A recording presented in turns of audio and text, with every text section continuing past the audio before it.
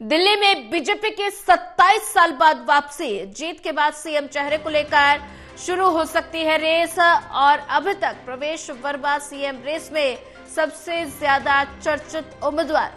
प्रवेश वर्मा ने 4000 प्लस वोटों से दी थी पूर्व सीएम केजरीवाल को मात।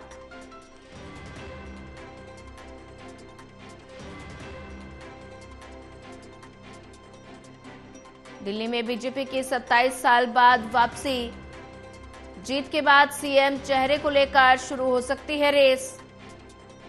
अभी तक प्रवेश वर्मा सीएम रेस में सबसे ज्यादा चर्चित उम्मीदवार।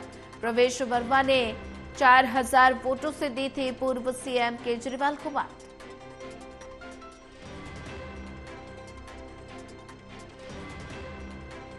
बड़ी जानकारी, दिल्ली में बीजेपी की 27 साल बाद वापसी, जीत के बाद सीएम चेहरे को लेकर शुरू हो सकती है रेस। और अब तक प्रवेश वर्मा सीएम रेस में सबसे ज्यादा चर्चित उम्मीदवार।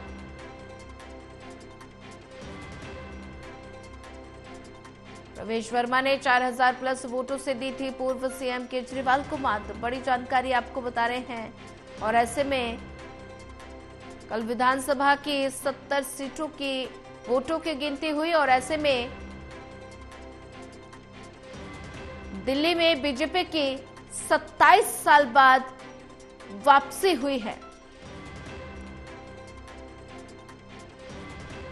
और 27 साल बाद वापसी के बाद बीजेपी कार्यकर्ता गदगद हैं और ऐसे में जीत के बाद सीएम चेहरे को लेकर शुरू हो सकती है रेस।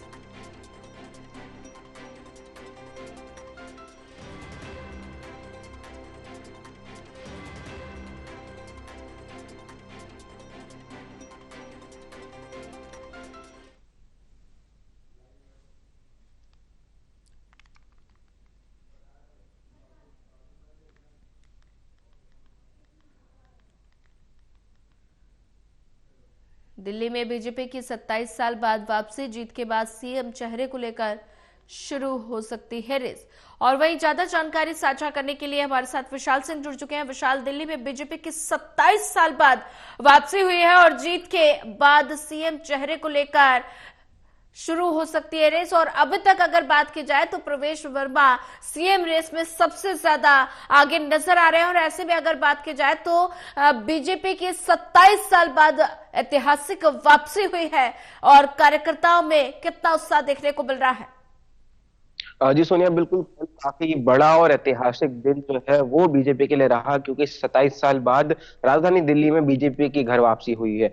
और इसी को लेकर अब जो है सीएम रेस की कवायद जो है वो तेज हो गई है, क्योंकि पहले ही चुनाव से पहले ही बीजेपी में सीएम चेहरे को लेकर लगातार बातें की जा रही थी। आम आदमी पार्टी लगातार ये सवाल कर रही थी कि अगर आपकी पार्टी जीतती है बीजेपी तो इसका सीएम चेहरा कौन होगा। तो इस पर जो चर्चा चल रही थी, जिसमें सबसे ऊपर रमेश बिधूड़ी और प्रवेश वर्मा का ही नाम सामने आ रहा था। लेकिन अब जिस तरह से रमेश बिधूड़ी चुनाव हार चुके हैं और प्रवेश वर्मा एकमात्र सीएम रेस की दौड़ में एक प्रबल दावेदार के रूप में उभरकर सामने आ रहे हैं। कल जब प्रवेश वर्मा चुनाव जीतकर बाहर आए तो उनकी धर्मपत्नी और उनके बच्चों से भी मीडिया ने जब ये सवाल किया कि क्या लगता है आपको कि आपके प्रवेश वर्मा सीएम बन सकते हैं, तो उन्होंने भी यही कहा कि इसका फैसला आला कमान करेगी और जो भी फैसला बीजेपी का शीर्ष नेतृत्व करेगा उसका वो स्वीकारेंगे।